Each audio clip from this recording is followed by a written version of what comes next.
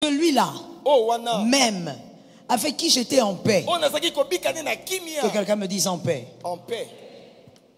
Qui avait ma confiance. Que quelqu'un me dise confiance. Confiance. Et qui mangeait mon pain. Que quelqu'un me dise mon pain. Mon pain. Lève le talon contre moi. Celui qui lève le talon contre lui, le psaume de David, ce n'est pas une personne lointaine. C'est celui qui était en paix autrefois. Ainsi je voudrais dire ici, l'ami d'aujourd'hui peut être l'adversaire de demain. Sois prudent dans le parcours. Celui à qui j'avais fait confiance, il mangeait même mon pain. Le mal ne vient jamais de loin. Le mal vient souvent de près. Que Jésus te donne la victoire ce soir. S'il y avait quelque chose dans ton entourage qui s'est préparé, qu'Adonai t'ouvre les yeux par sa puissance.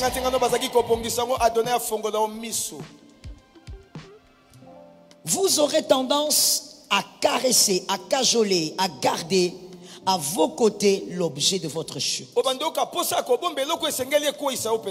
Il y a deux types d'occasions de chute dans la destinée d'un homme. Deux types d'occasions de chute dans la destinée d'un homme. Le premier type, c'est celui qui est préparé, organisé par le serpent. Matthieu 4:3. Le maître l'a vécu lui-même. Il a été tenté par le serpent. Le diable organise des occasions de chute. Et ce sont des fois des hommes qui viennent auprès de vous déguisés. Et des fois même, ces personnes ne sont pas conscientes qu'elles sont utilisées par le serpent. Mais le diable les approche tout doucement de votre vie pour créer la chute. Il y a une chose que j'aimerais que tu retiennes ce soir. Parmi les vertus qu'a le diable, oui, il a une vertu, la patience. Il sait attendre même après 40 ans. Il peut te cibler aujourd'hui pour t'atteindre même après 50 ans.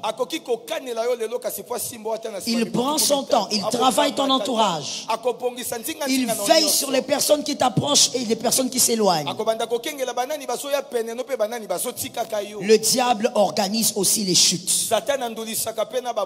Au nom de Jésus, peu importe ce qu'il a préparé, à cause de cette prédication, que le Dieu de la révélation t'éloigne de ses projets. Que le Dieu de la révélation éloigne tes enfants. J'étais en train de parler de tes enfants. Et je déclarais au nom de Jésus que tes enfants ne soient pas dans le piège du serpent. Que le Dieu de la révélation te révèle les choses cachées. Deuxième type d'occasion de chute sont ceux-là que vous avez vous-même créés, que vous avez vous-même fabriqué. Ce sont ces personnes à qui vous parlez de vos prouesses, alors que ces personnes ne réussissent pas comme vous. Que quelqu'un dise à son âme que la sagesse me soit accordée. Que la sagesse me soit accordée. Avant d'ouvrir ta bouche et de parler de tes prouesses, vérifie sur celui à qui tu parles, c'est Josué. Vérifie si tu parles à Josué.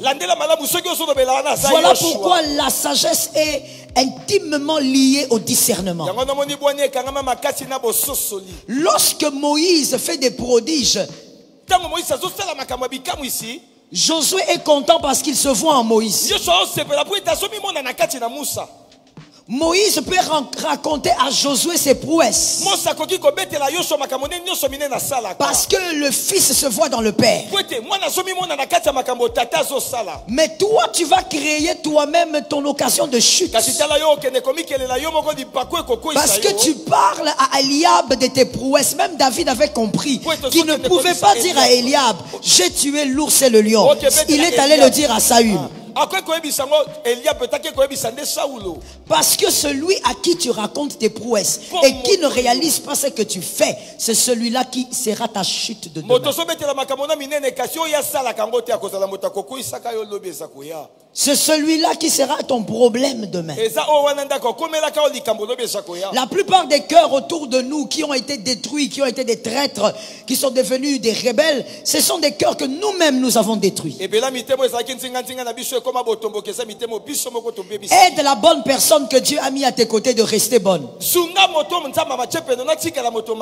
Est-ce que tu peux dire ça à 3 personnes? Aide ton frère à rester bon. Est-ce que tu as compté? On a été à la maternelle. Je dis 3 personnes. Aide ton frère à rester. Il y a des personnes, tu as beaucoup regretté dans la vie, tu as dit, ah, lui aussi m'a fait ça. Mais en vérité, c'est toi qui as fabriqué ces brigands. Tu es en train de raconter tes prouesses à celui qui est ton frère. Je recommence. Tu racontes tes prouesses à ton frère.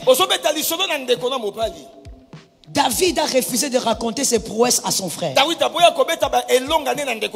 Parce que ton frère considère qu'il aime au même diapason que toi.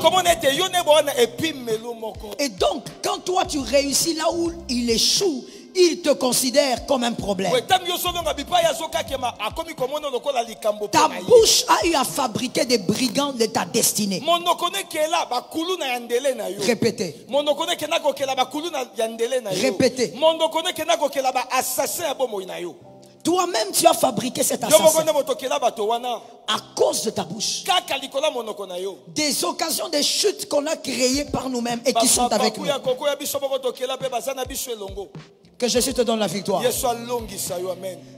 N'oublie pas ce que Dieu avait dit à Noé. Genèse 6, 18 à 19. Depuis les débuts de la création, Dieu l'a manifesté et il a continué jusqu'auprès de Noé.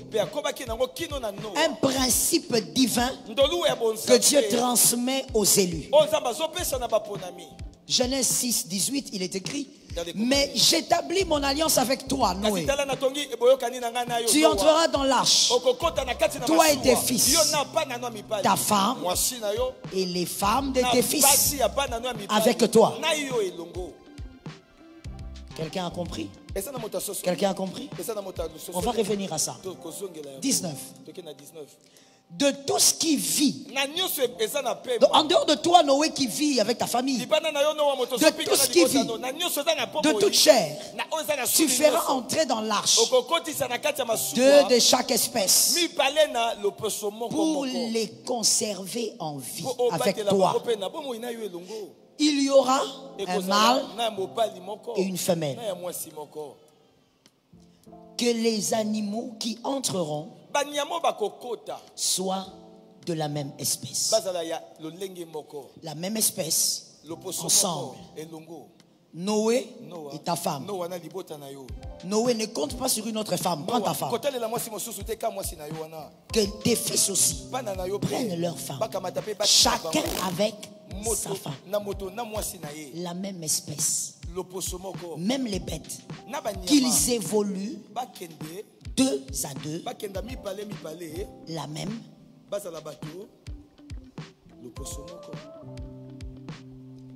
Il faudrait que le lion soit avec la lionne, pas avec le tigre. Est-ce que quelqu'un me capte? Pourquoi ils doivent être du même espèce? Parce qu'ils ont les mêmes cris. Parce qu'ils ont ils ont le même mode de procréation. Ils ont plusieurs choses en commun qu'ils marchent ensemble.